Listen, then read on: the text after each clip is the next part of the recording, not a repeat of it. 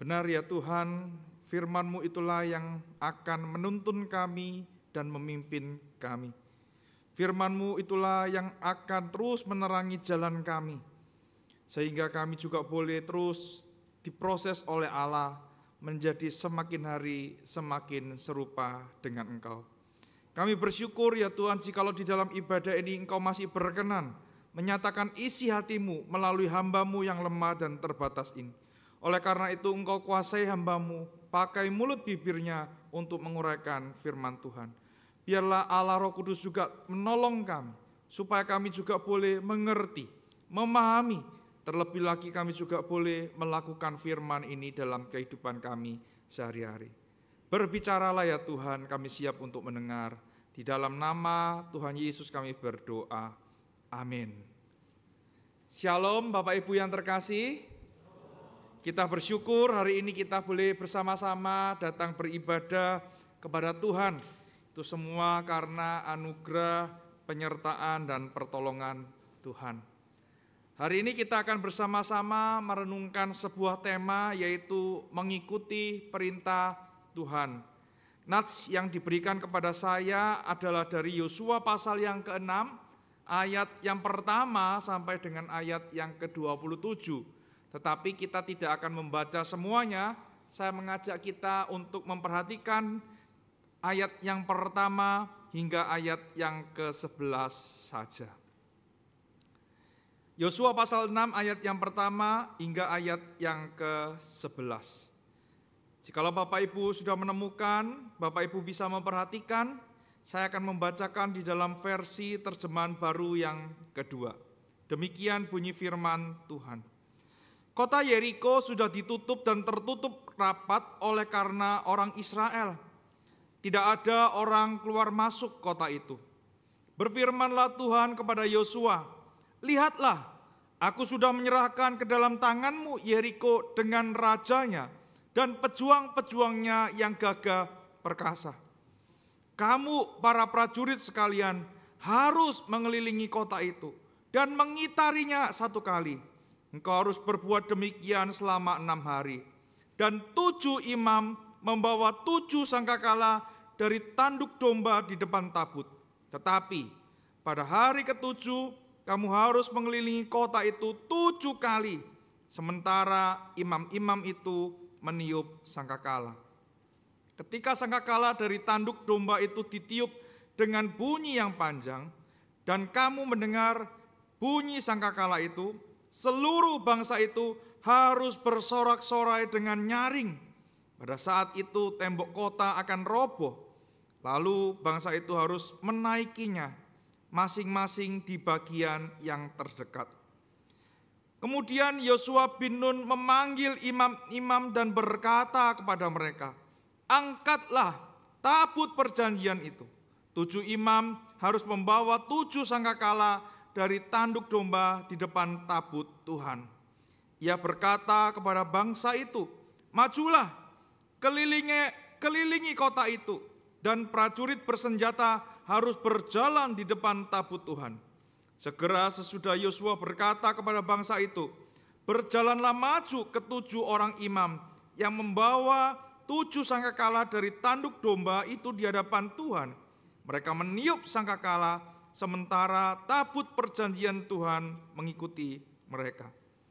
Pria bersenjata berjalan di depan para imam yang meniup sangkakala, dan barisan penutup mengikuti tabut sementara sangkakala ditiup terus-menerus.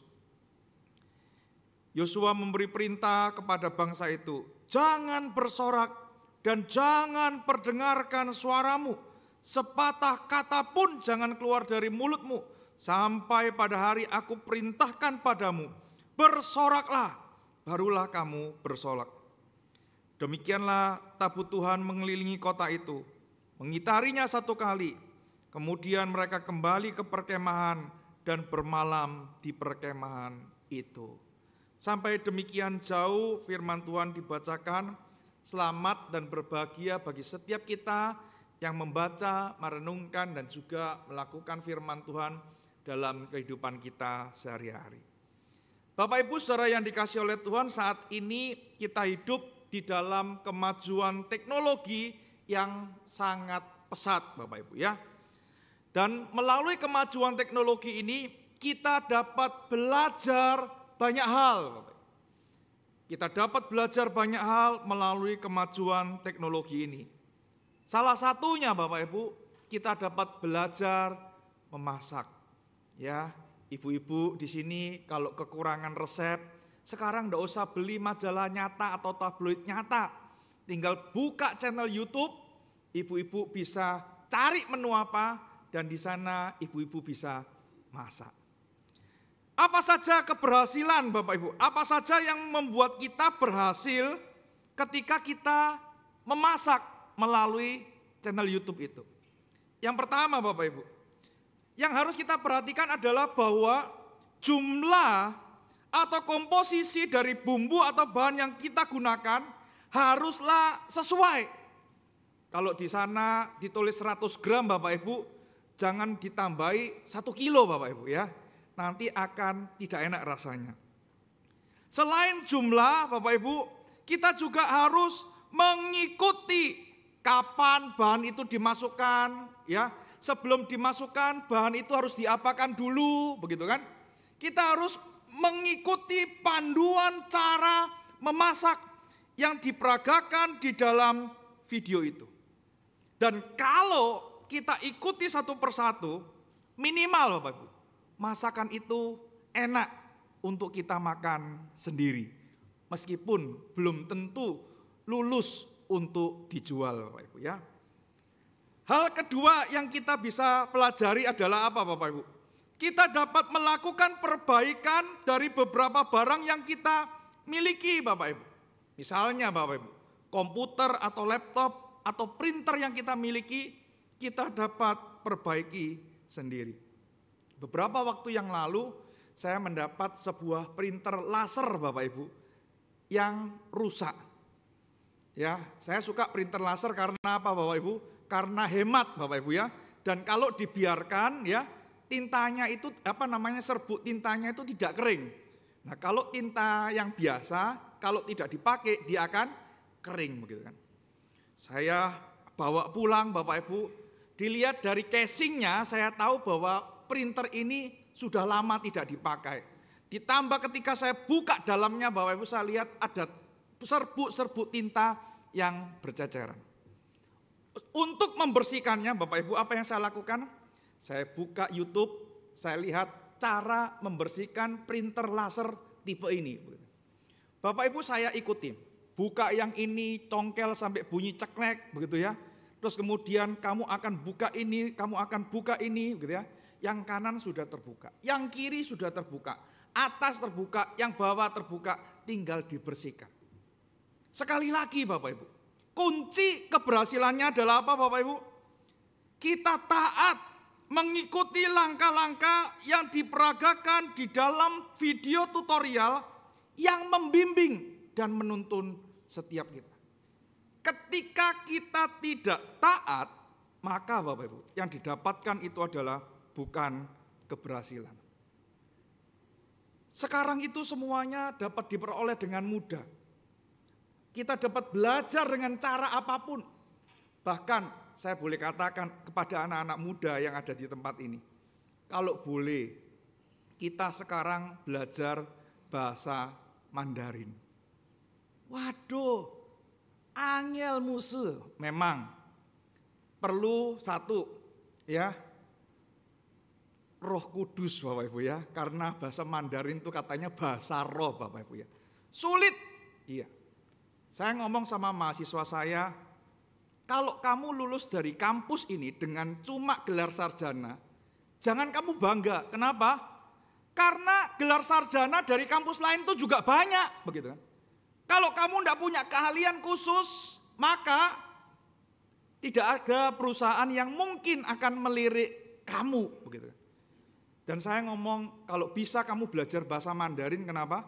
Karena Cina saat ini menjadi kekuatan raksasa ekonomi yang melawan Amerika. Ya, jadi jangan cuma taunya wo ai ni ai wo ni pu yao wo pekso, bukan itu ya Bapak Ibu ya. Tapi kita belajar supaya kita memiliki pengetahuan. Karena bangsa yang maju perekonomiannya, bahasanya itu akan dijadikan bahasa internasional. Amerika contohnya. Ekonominya maju, negaranya maju. Bahasa Inggris dijadikan bahasa pengantar zaman dulu, betul ya? Makanya semua les bahasa Inggris. Sekarang Cina mulai maju, Bapak Ibu. Mandarin perlu enggak? Perlu, Bapak Ibu. Bagaimana caranya kita belajar Mandarin? Salah satunya adalah lewat YouTube kalau kita enggak mau les. Betul ya? Belajar Mandarin kan enggak gampang. Ada 4 sengtiao, ya kan? Itu kalau begitu ya. Saya kalau ngafalkan ikutin Bapak Ibu kepalanya karena saya enggak ngerti begitu kan. Bahasa Mandarin saya itu bahasa Mandarin pasar atom, Bapak Ibu.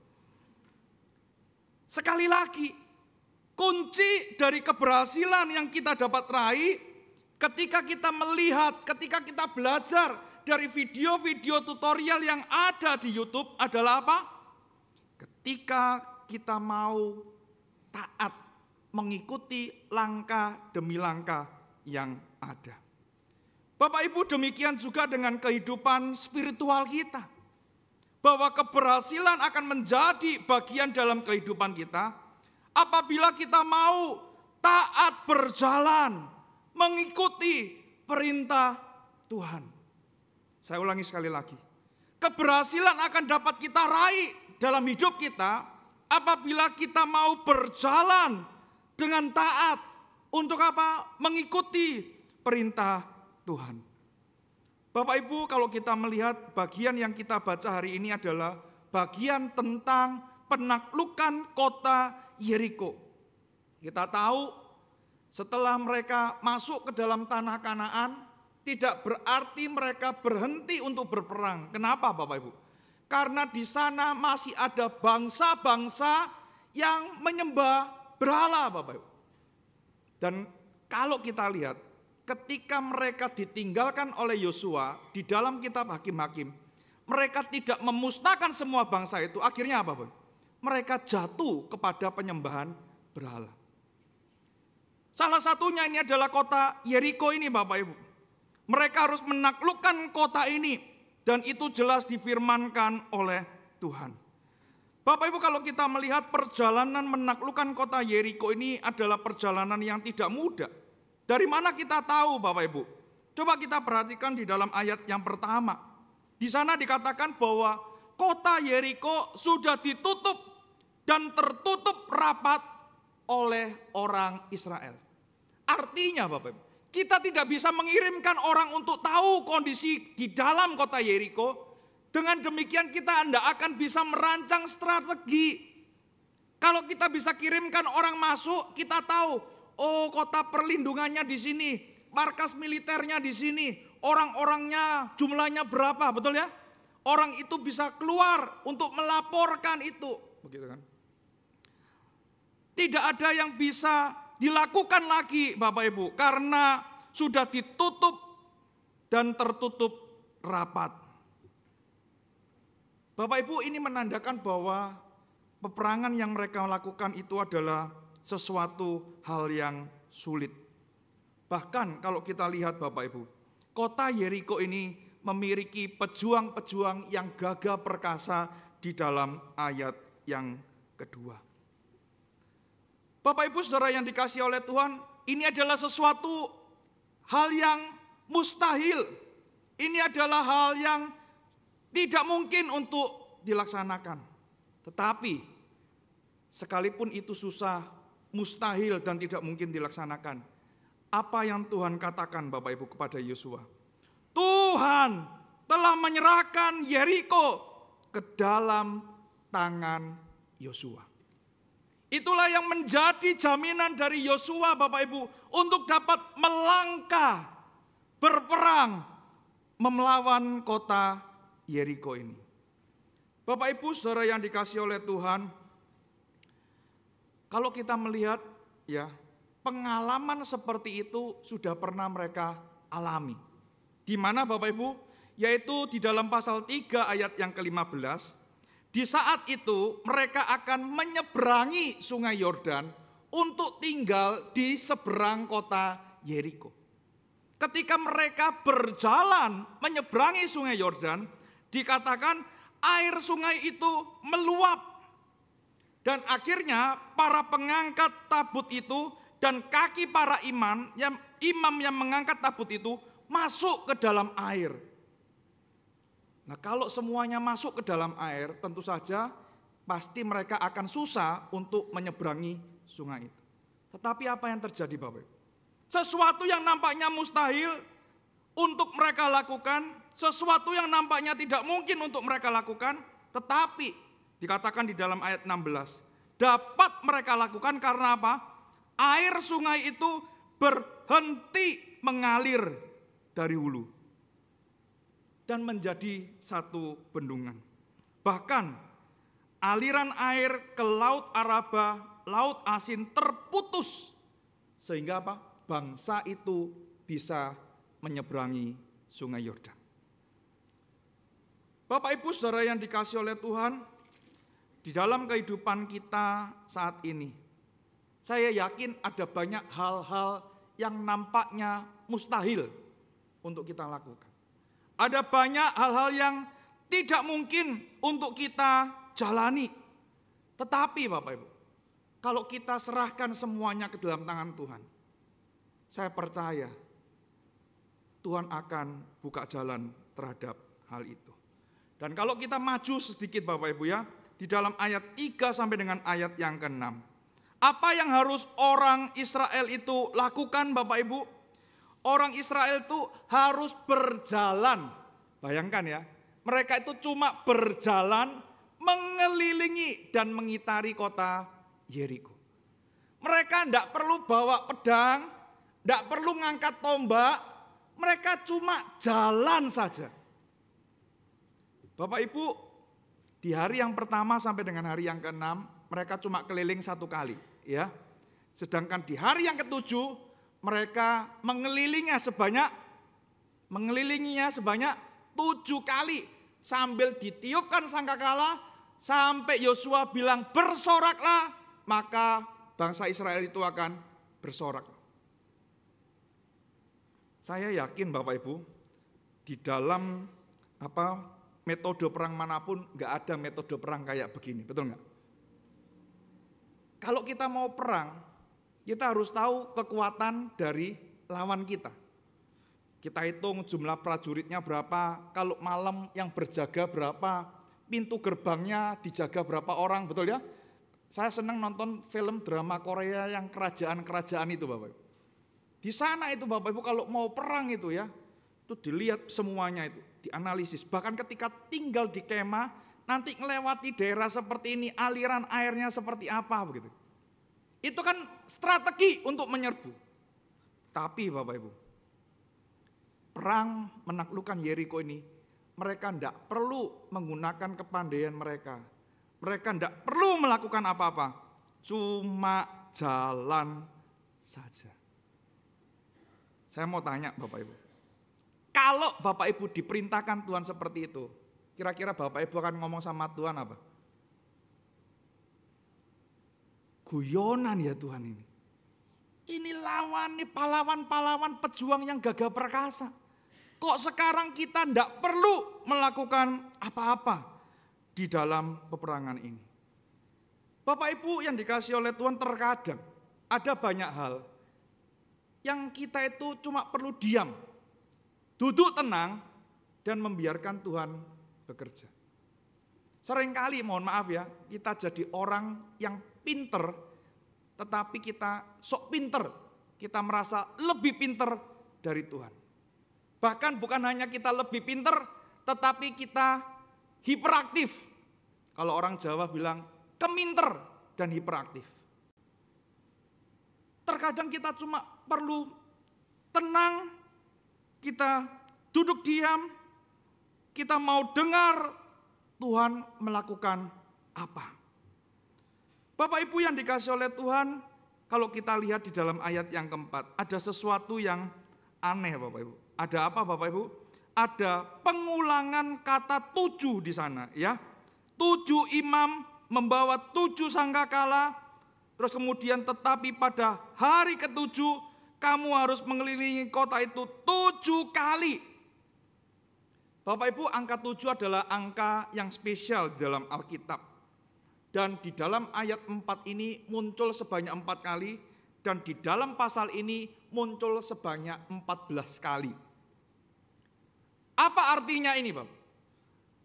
Seorang penafsir mengatakan angka 7 muncul di dalam perikop ini untuk menunjukkan bahwa kemenangan yang Tuhan janjikan kepada Yosua dan bangsa Israel itu adalah kemenangan yang sempurna. Kenapa demikian? Karena kemenangan ini adalah kemenangan Yahweh di dalam peperangan ini. Kita tidak usah melakukan apa-apa. Kita cuma taat, jalani. Dan Tuhan akan menunjukkan bahwa Dia yang akan berperang melawan kota Yeriko itu. Bapak Ibu, terkadang ya kita mengatakan, Tuhan, apakah ini mungkin? Tuhan, apakah ini akan berhasil? Sebagai manusia yang lemah dan terbatas, saya rasa itu bukanlah sesuatu yang salah, Bapak Ibu. Tetapi jangan sampai kita ya mengandalkan diri kita sendiri. Dan Tuhan dijadikan ban serep di dalam kehidupan kita. Bapak Ibu saudara yang dikasihi oleh Tuhan, saya tahu saat ini kita hidup di dalam masa-masa yang susah. Ya, tidak sedikit jemaat yang cerita bahwa, Pak, sekarang usaha itu sulit, lancar, bukan, seret Bapak Ibu. Bahkan kalau Bapak Ibu nanti ke Pasar Atom, saya bukan endorse Pasar Atom ya Bapak Ibu ya. Pasar Atom sekarang kalau minggu itu sepi Bapak Ibu. Ya, saya enggak tahu kenapa. Tapi kalau Pakuwon Mall rame Bapak Ibu. Kenapa rame? Soalnya ada gereja. Makanya kalau minggu saya enggak pernah ke Pakuwon Mall. Enggak dapat parkir Bapak Ibu. Pasar Atom sepi sekarang. Saya pernah nganter semu ya, lewati Pasar Atom Bapak Ibu. Hari biasa itu loh, biasanya parkir seng VIP itu ya, dekatnya orang jual bubur itu ya. Itu kan rame Bapak Ibu. Penuh. Sekarang itu besar sepi semua. Orang bilang usaha susah. Berapa perusahaan terancam gulung tikar. Terkadang kita memikirkan cara ini, cara itu dan lain sebagainya. Bapak Ibu, pernahkah kita bertanya kepada Tuhan, apa yang menjadi kehendak Tuhan? Dan ketika Tuhan menyatakan itu, maukah kita taat, menjalani sepenuhnya dengan penuh ketaatan kepada Tuhan. Lalu apa yang menjadi respon dari Yosua dan orang Israel ketika mendengarkan strategi yang Tuhan telah sampaikan? Mereka dengan 100% menjalankan apa yang disampaikan oleh Allah. Di dalam ayat 8 sampai dengan ayat yang ke-11 itu dicatat tentang bagaimana mereka menjalankan ya apa yang Tuhan perintahkan. Mereka cuma jalan. Mereka tidak melakukan apa-apa. Mereka mentaati apa yang Tuhan perintahkan pada hari yang pertama. Sementara pada hari yang kedua hingga hari yang ke-7 dicatat di dalam ayat 12 sampai dengan ayat 25. Dan kita tahu Bapak Ibu hasilnya. Mereka memenangkan peperangan ini. Apakah karena mereka hebat?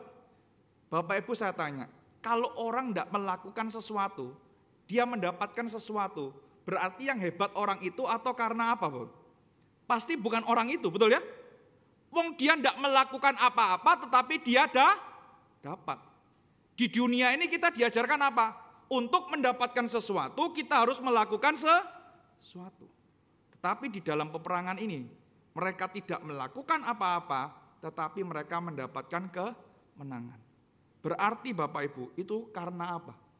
Bukan karena kita yang hebat, tetapi karena Allah yang kita sembah adalah Allah yang hebat. Di dalam perjanjian lama, peperangan antara bangsa Israel dengan bangsa-bangsa itu menunjukkan peperangan antara Allah dengan ilah-ilah mereka. Allah yang kita sembah adalah Allah yang hebat. Karena Dia adalah Allah yang maha kuasa. Dan karena Dia maha kuasa, Dia dapat bekerja dengan cara apapun, Bapak. Baik yang natural maupun yang supranatural. Bapak Ibu, saya permisi bertanya. Menurut Bapak Ibu, apa artinya Allah itu maha kuasa? Puji Tuhan, ya puji Tuhan, ini bukan saat teduh Bapak Ibu. Iya. Menurut Bapak Ibu, Allah yang maha kuasa itu apa Bapak Ibu?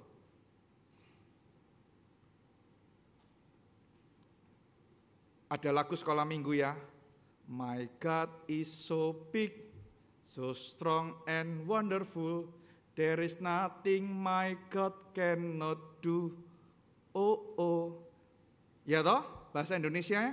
Allahku besar, kuat dan perkasa, tiada yang mustahil bagi Dia. Oh oh, gunung miliknya, sungai miliknya, bintang-bintang ciptaannya.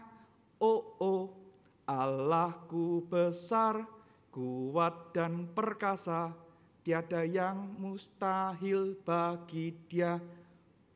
Judul lagunya apa? Oh Bapak Ibu ya, diulang-ulangi terus ya Bapak Ibu. Menurut Bapak Ibu, Allah yang maha kuasa itu pemahamannya seperti apa sih?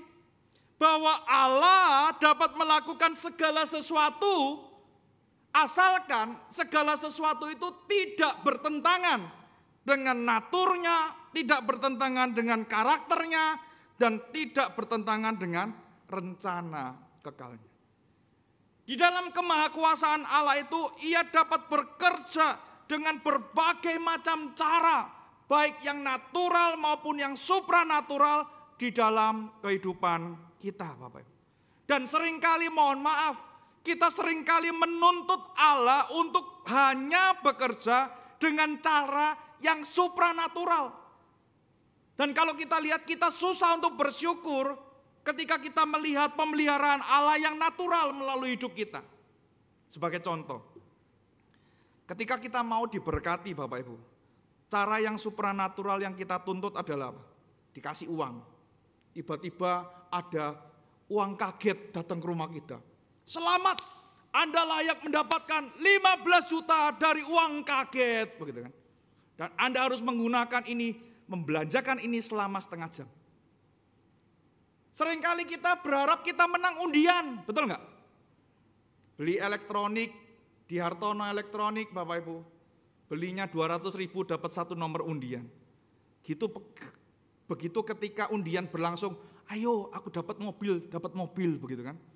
Saya sudah beberapa kali beli peralatan gereja di sana, Bapak Ibu, kuponnya cukup banyak, menang enggak. Bahkan dulu Bapak Ibu, waktu ada gebiar tahapan BCA, masih ingat ya? Itu yang seumuran dengan saya. Saya lupa, saya punya rekening BCA dipakai oleh komisi remaja gereja asal saya, Bapak. Setiap Sabtu saya dapat SMS, siap menang Mercedes-Benz. Wah, ini saya enggak punya rekening, kok siap menang Mercedes-Benz gitu ya. Tak ingat-ingat, oh iya dipakai rekening gereja. Sampai saya menikah, saya berharap Tuhan kalau boleh undiannya dapat Mercedes-Benz. Nanti tak jual 10%-nya tak kasih Tuhan. Sisanya untuk mencukupi kebutuhan pernikahan saya. Bapak Ibu tahu, sampai menikah hadiah hiburan pilih boombox saya nggak dapat Bapak Ibu. Seringkali kita berharap cara supranatural, betul ya? Sehingga kesaksian-kesaksian itu Bapak Ibu coba lihat nih. Wow, Allah menyembuhkan kanker. Tanpa pengobatan apa-apa, tiba-tiba kanker itu hilang. Kita senang dengan cara-cara seperti itu. Apakah itu salah? Cara supranatural itu tidak salah, karena Allah dapat menggunakan cara supranatural itu. Tetapi Bapak Ibu, Allah juga dapat bekerja dan lebih banyak bekerja dengan cara yang natural. Apa itu? Melalui pekerjaan kita. Tuhan memelihara hidup kita. Tuhan mencukupkan semua kebutuhan kita. Kalau anak-anak muda, kalau mau cari pacar, cara supranaturalnya apa? Tuhan, gelisahkan hatinya, supaya dia boleh melirik aku aja Tuhan. Tolong Tuhan, tolong. Gitu kan. Tapi kita diem aja, nyapa ya enggak pernah nyapa. Kira-kira dia ngelirik kita enggak? Sampai Tuhan Yesus datang ya enggak ngelirik. Gitu kan. Kalau kita cuma saya tidak mengatakan doa itu salah loh Bapak Ibu ya. Tetapi seringkali kita melupakan bahwa Allah juga bekerja dengan cara yang biasa-biasa saja. Kalau kita mau minta pacar, Tuhan tolong kirimkan seorang pacar bagi aku. Yang kita harus lakukan apa? Punya teman sebanyak-banyaknya. Nah kalau temenan kita cuma follower di Instagram Bapak Ibu, ya tidak akan pernah dapat pacar Bapak Ibu. Kita harus punya teman, ikut organisasi, di OSIS lah, di HIMA lah, betul ya? Ikut berbagai macam aktivitas, supaya orang kenal kita dan kita bisa, kok cocok ya sama dia, begitu ya? Itu kan cara natural Allah bekerja. Bapak Ibu yang dikasih oleh Tuhan, jangan pernah membatasi cara Allah bekerja. Amin Bapak Ibu ya. Berapa waktu yang lalu papa saya rawat inap Bapak Ibu ya, masuk di IGD Mayapada. Waktu masuk di IGD Mayapada dilihat gula darahnya drop sampai 38 dan dokter menambahkan gula. Setelah gulanya itu ditambahkan, beliau sadar, dia ngomong gini, lapar, luwe gitu ya. Nah saya ngomong, mah, papa luwe. Terus kemudian saya tak golekno di kantin makanan gitu ya. Nah Bapak Ibu rupanya tetangga di sebelah IGD itu dengar. Terus dia pergi ke tempat papa saya, kok papanya lapar ya? Oh iya Ci, ini loh ada nasi goreng, kasih no papa sih untuk makan. Enggak usah mama sudah beli, enggak apa-apa kita ada beli lebih kok. Tak lihat Bapak Ibu, saya pun kepingin makan. Soalnya apa? Nasi goreng lapjong Bapak Ibu, hojok sencingping, betul kan? Terus kemudian, enggak usah, enggak apa-apa, kita beli, kita ada lebih, enggak dimakan. Kasih no papa sih sakno. Bapak Ibu, bukankah itu pemeliharaan Tuhan? Terus disuapin gitu ya. Enak apa? Enak. Iya lapjong Pak, begitu ya. Coba oleh ayam enggak enak gitu kan. Makan pelan-pelan. Ada banyak hal Bapak Ibu. Allah bekerja dengan cara yang mungkin kita tidak pernah bayangkan. Secara supranatural Allah bisa bekerja. Yes, saya percaya itu. Secara natural Allah bisa bekerja. Yes. Allah juga bisa bekerja seperti itu. Setelah kita mengenal pribadi Allah, maka kita juga ya membawa pulang apa yang seharusnya kita lakukan setelah kita mempelajari bagian ini. Kita mau belajar menjadi pribadi yang taat dan bergantung sepenuhnya kepada Allah. Taat itu susah enggak, Bapak? Susah. Makanya kan ada lagu sekolah minggu ya. Susahnya untuk taat, lebih mudah tidak taat. Susahnya untuk diatur, lebih mudah untuk mengatur. Pilih yang mana yang menyenangkan Tuhan. Jawabannya apa adik-adik? Ku pilih taat. Mau diatur agar Tuhan tersenyum. Nyatanya, susah atau gampang untuk taat? Susah ya. Bapak Ibu izinkan saya meminjam istilah dari seorang penafsir yang mengatakan bahwa ketaatan dan kebergantungan kita kepada Allah itu seperti spiritual fitness kita. Bapak Ibu kalau kita mendengarkan kata fitness, kita langsung terkonek dengan pusat-pusat kebugaran yang ada. Betul ya? Anak-anak zaman sekarang kalau suruh olahraga itu apa? Fitness Bapak Ibu. Ya, ke mall, bawa tas, fitness, terus kemudian makan dan lain sebagainya. Kenapa kita nge-gym Bapak Ibu? Kita fitness, kita olahraga. Supaya fisik kita bisa fit. Betul ya? Entah kita treadmill, entah kita ngangkat beban yang ringan-ringan, begitu kan? Bapak Ibu saya enggak senang fitness, kenapa? Aturannya banyak. Ketika ngangkat, tarik nafas, terus turunkan pelan-pelan dan buang nafas pelan-pelan, betul ya? Tarik nafas, wangel Bapak Ibu. Wis anak-anak renang ae wis ketok moto. Hop, hop, begitu kan. Lek fitness tuh aturannya, angkat ini dulu, gantian. Napas itu, wah sulit sekali. Ketaatan dan kebergantungan sepenuhnya kepada Allah adalah spiritual fitness yang kita lakukan dengan tujuan untuk menguatkan otot-otot hati kita anak-anak Tuhan. Dan menguatkan iman kita. Bapak Ibu Saudara yang dikasihi oleh Tuhan, ketika kita belajar untuk taat bukan berarti kita tidak melakukan apa-apa Bapak. Tetapi kita melakukan bagian kita yang terbaik dan biarkan Tuhan melakukan bagiannya. Ya, saya suka dengan kutipan ini Bapak Ibu. Let us do the best and let God do the rest. Kita lakukan yang terbaik yang kita bisa. Dan biarkan Tuhan lakukan bagiannya. Supaya kita boleh melihat kemuliaan Tuhan dinyatakan melalui setiap kita. Bapak Ibu, ketika kita taat, ibaratnya itu seperti kita naik pesawat. Betul ya? Ketika kita naik pesawat, yang mengontrol jalannya pesawat itu siapa? Sebenarnya bukan pilot sih Bapak Ibu. Pilot itu cuma nyetek apa? Autopilot saja, ya kan? Makanya yang lalu itu kan sempat ada pesawat yang keluar jalur tuh. Karena pilotnya apa? Tidur Bapak Ibu. Jadi pilot tuh enak. Setelah dipencet, naik di atas tidur. Gitu ya. Kita jadi penumpang cuma bisanya apa? Ngikutin arahan dari pramugari kan. Fasten your seat belt, pakai seat beltnya gitu kan. Ketika tanda kenakan sabuk pengaman sudah selesai, berhenti dinyalakan, baru boleh ke toilet, betul ya? Ketika ada goncangan itu Bapak Ibu ya, kita disuruh kembali, kita kencangkan seat belt kita gitu kan. Pernah enggak ada Bapak Ibu yang pergi ke kokpitnya pilot? Ngomong sama pilot, salah lu pilot, lu tuh gak ngerti apa-apa. Henpen tak yauming begitu ya. Pernah kita seperti itu Bapak Ibu? Kalau kita seperti itu Bapak Ibu, kalau saya pilotnya, tak buka pintunya, tak uncalkan dia keluar dari pesawat itu. Sebagai penumpang kita cuma apa Bapak Ibu? Duduk diam, ikutin saja. Supaya kita selamat sampai tujuan. Bapak Ibu yang dikasih oleh Tuhan, mari kita belajar untuk taat terhadap perintah Tuhan di masa-masa yang sulit ini. Masa depan tidak ada yang kita ketahui, betul ya?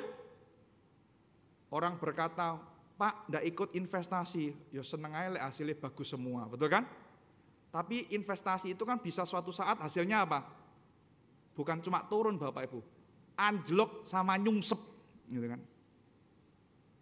Mungkin kita dengan prediksi kita mengatakan itu baik. Tidak masalah Bapak Ibu investasi. Tetapi jangan sampai kita bergantung kepada kepandaian kita, analisis kita. Ya, tetapi kita juga harus bergantung sepenuhnya kepada Tuhan. Amin Bapak Ibu. Bapak Ibu, saya bersyukur ketika saya melihat piano gereja ini Bapak Ibu, mengingatkan saya bagaimana Tuhan menjawab doa saya untuk punya piano kaki 3 seperti ini Bapak Ibu. Ya. Bapak Ibu, tahun 2019 saya ditabiskan jadi pendeta di Gereja Kristen Kalam Kudus.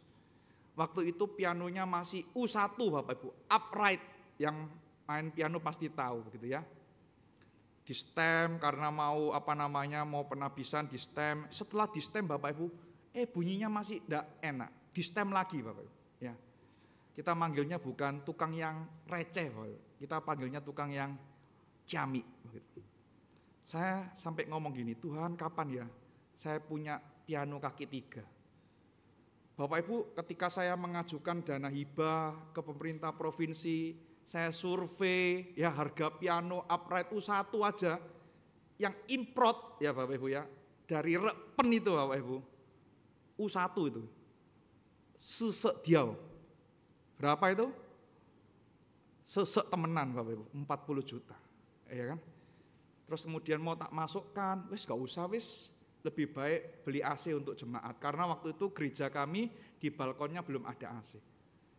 Ketika saya tanya, berapa sih kalau piano kaki 3 bekas ini, bukan 2 digit Bapak Ibu, harganya sudah 3 digit. Saya ngomong, Tuhan kapan ya punya piano seperti ini gitu ya. Tuhan jawab Bapak Ibu. Tahun 2024 yang lalu, ketika saya mengikuti sidang raya Sinode Gereja Kristen Kalam Kudus di Ambon, ada seorang pendeta cari saya. Terus kemudian pendeta ini, lu kemana aja lu, kok baru datang? Iya, aku enggak ngikutin yang, karena mereka ada pertemuan dengan sekolah, saya enggak ikut, saya cuma ikut sidangnya. Ini lu dicariin oleh orang gitu. Orang ini majelis Bapak Ibu, salah satu gereja Kristen Kalam Kudus, dia ngomong gini, Pak Chandra, mau piano kaki 3 enggak? Saya langsung Bapak Ibu, enggak usah rapat majelis, saya ngomong, mau, begitu ya. Ongkos kirimnya ke Surabaya kita tanggung. Kan siecu, haleluya, betul kan? Puji Tuhan, haleluya. Bapak Ibu, setelah itu ya, saya laporkan ke majelis. Puji Tuhan, doa saya dijawab oleh Tuhan.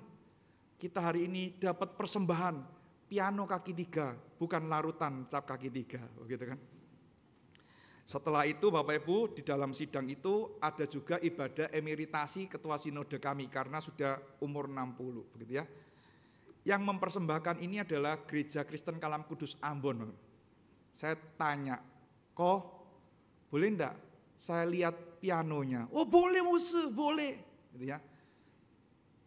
Tak lihat, iya baby grand, ya kan. Terus kemudian dibuka tutupnya Bapak Ibu, penuh dengan perjuangan. Soalnya seret Bapak Ibu, gak iso dibuka. Begitu berhasil dibuka, dipencet tusnya gak bisa turun Bapak Ibu. Aduh caukau, centek-centek hen caukau. Bukan centek-centek hen ini centek-centek hen caukau, ya kan. Terus kemudian Bapak Ibu ya, saya enggak WA lagi ke majelis Bapak Ibu. Saya WA, majelis akan ngomong, lapo Pak Chandra, barang rusak kok digowo muli nang Surabaya. Ya kan, saya diem aja. Terus kemudian Bapak Ibu ya, saya tanya sama yang ngerti piano, dia ceritakan gini, iya Pak, karena Ambon itu kan deket laut, jadi air lautnya itu mempengaruhi senar-senar yang ada di piano itu, jadi gampang karaten. Caukau ini, centek-centek caukau ini, ganti senari berapa? Bisa usek todio. Aduh, Tuhan Yesus usek todio, wong iki trimoe gratis, mari ngono usek todio gitu ya. Wis dikirimkan ya. Dikirimkan lewat depo Meratus Bapak Ibu. Saya pergi ke sana ngajak koster sama driver. Tak pikir bisa diangkat wong 3 Bapak, wong 3 ya kan. Ternyata gak bisa Bapak. Sampai orang deponya bilang, "Pak, panggil forklift aja." Diangkat forklift Bapak Ibu masuk. Begitu sampai gereja kami itu cukup tinggi Bapak Ibu ya. Orang 7 dorong itu. Kita ngitung. Dikasih karpet, dikasih kain ya, dikasih kardus, semua untuk mengalasi. Tujuannya apa? Ayo yang belajar fisika, tujuannya dikasih itu kenapa? Untuk menghilangkan gaya gesek, ya kan? Karena gaya gesek itu kan melawan, selalu melawan, ya kan? Dihitung sampai 3, 1, 2, 3. Wih, Bapak Ibu bayangkan 10 cm yang geser kan? 2 cm Bapak Ibu. Bayangkan kami itu sampai ngos-ngosan taruh piano itu di gereja. Terus dipasang, orang pianonya lihat, kok hebat kok bisa masang dewe. Masang ini gampang kok aku bilang. Cuma mencet iki lho gak iso iki apa. Dilihat ya. Ternyata Bapak Ibu karena itunya ada timanya itu di kaki-kaki tusnya piano itu mengembang, jadinya saling bergesekan dan tidak bisa dipencet. Ini servis berapa? 20 juta. Ada yang bilang 15 juta. Wah benar-benar ya, aku akan dievaluasi habis oleh majelis begitu kan. Saya ngomong, Tuhan ya apa caranya, Tuhan sudah menyediakan piano ini, nanti danai ya apa begitu kan. Terus akhirnya saya umumkan di jemaat, Bapak Ibu, ini bukan pajangan di gereja kita. Kita dapat persembahan dan bagi Bapak Ibu yang tergerak, dananya yang dibutuhkan untuk servis segini, Bapak Ibu bisa mendukung, doakan dulu. Bapak Ibu bisa dukung. Bapak Ibu tahu ya, setelah kita deal dengan orang itu, saya juga enggak tahu karena belum ada dananya Bapak Ibu, enggak ada anggarannya. Teman saya cuma ngomong gini, jalan aja dengan iman. Kita tidak dipanggil untuk berhenti dalam iman. Jalan, saya jalan dengan keyakinan. Bapak Ibu tahu, waktu sudah dikabari sudah selesai, saya enggak berani ngomong sama majelis. Pianonya sudah selesai, tolong transfer ya. Karena duitnya gak ono Bapak Ibu untuk servis piano. Tapi di dalam ibadah minggu sebelum kami transfer biaya itu, ada amplop persembahan. Nilainya sama persis dengan yang dibutuhkan untuk servis piano itu. Luar biasa enggak Pak? Saya sampai ngeri-ngeri sedap lihat Tuhan itu bekerja. Sekarang apakah sudah beres Bapak Ibu? Belum. Setelah diservis itu Bapak Ibu, bagian bassnya itu masih suaranya mendem. Ya, jadi kalau dibunyikan, waduh, ini senari bagian bass Pak harus diganti. Lek ori Yamaha berapa? 30 juta. Wah wis, musuhnya stop dulu ya, mikir golek dana terus pusing. Gitu kan. Tuhan bekerja dengan caranya yang luar biasa. Betul ya? Berapa tahun Tuhan menjawab Bapak Ibu? 2019 sampai 2024. 5 tahun. Dia jawab doa saya, dia juga sediakan.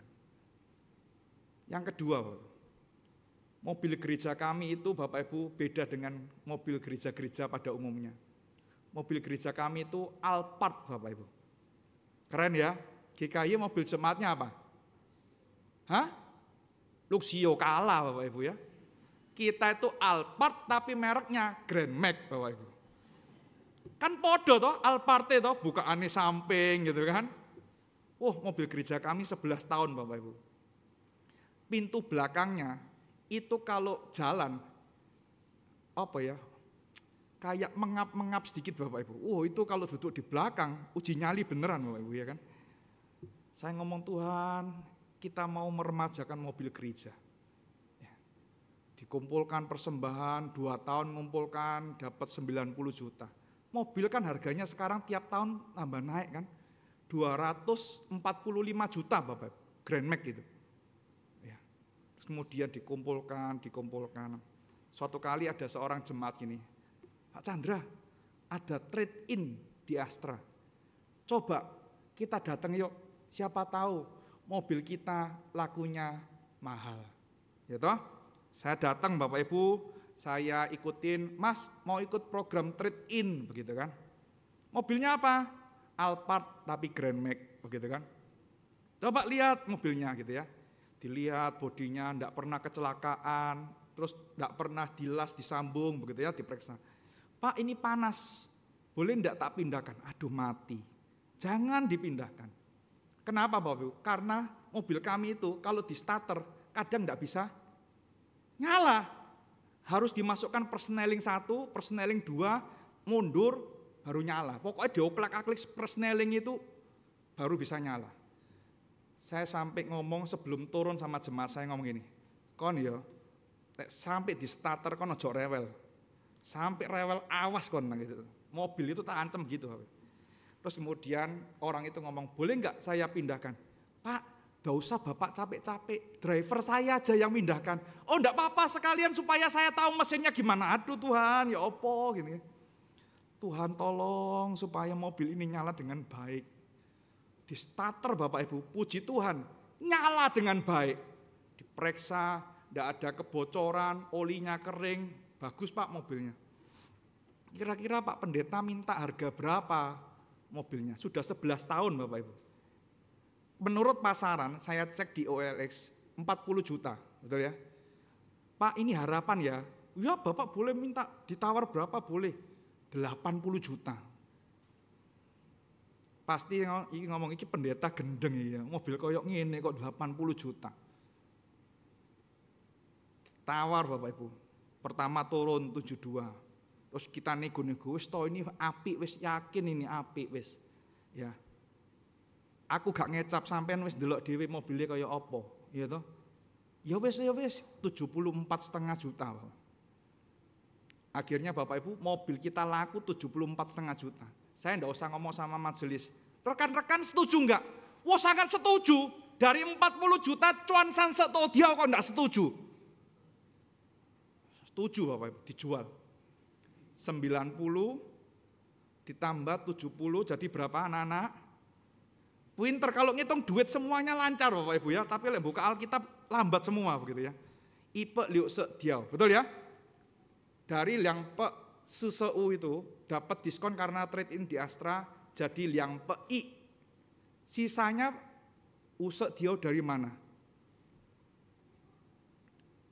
Puji Tuhan, waktu itu, Pak, saya persembahan, tak tutup semua. Bapak Ibu, luar biasa enggak cara Tuhan? Saya enggak pernah tahu Bapak Ibu cara Tuhan bekerja itu seperti apa. Ya, tapi saya cuma jalankan bagian saya taati sepenuhnya dan biarkan Tuhan yang bekerja. Saat ini gereja kami sudah punya piano yang baru. Mobil baru sudah Tuhan berikan. Apakah karena saya yang hebat? Bukan. Tapi karena apa? Tuhan yang bekerja melalui kami semua. Sehingga kami bisa mendapatkan fasilitas yang baik. Bapak Ibu, ada banyak hal yang mungkin kita tidak akan bisa pikirkan dalam kehidupan ini. Kita mungkin takut masa depan kita seperti apa. Tetapi pertanyaannya, maukah kita mengandalkan Tuhan sepenuhnya? Biarkan Dia yang berperang untuk kita. Dan kita jalani saja apa maunya Tuhan. Niscaya hidupmu akan mengalami keberhasilan. Amin Bapak Ibu. Tuhan yang akan menolong kita, memberkati kita, dan memakai kita dengan ketaatan kita, kebergantungan kita sepenuhnya kepada Tuhan. Tuhan yang akan memimpin dan menolong kita semua. Tuhan memberkati kita. Mari kita berdoa. Saya berikan waktu kepada Bapak Ibu untuk dengan tenang, untuk merenungkan kembali firman Tuhan yang telah kita dengarkan. Kita diberikan kepandaian oleh Tuhan, tetapi kita jangan keminter dengan Tuhan. Kita diberikan akal budi, jangan sampai akal budi kita melawan rencana Tuhan. Terkadang Tuhan bekerja dengan cara-cara yang tidak dapat kita bayangkan. Ketika Tuhan bekerja itu, maukah kita taat mengikuti perintahnya? Atau kita merasa, enggak Tuhan, caranya harus begini, harus begini. Kemenangan yang dialami oleh Yosua dan bangsa Israel, karena mereka mau taat dan bergantung sepenuhnya kepada Tuhan. Sudahkah kita taat? Sudahkah kita bergantung sepenuhnya kepada Tuhan?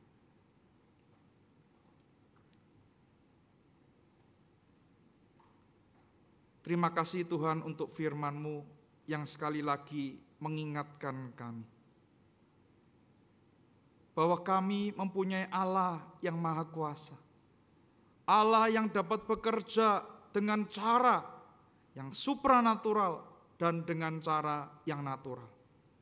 Ampuni kami, seringkali kami membatasi cara Allah bekerja di dalam kehidupan kami.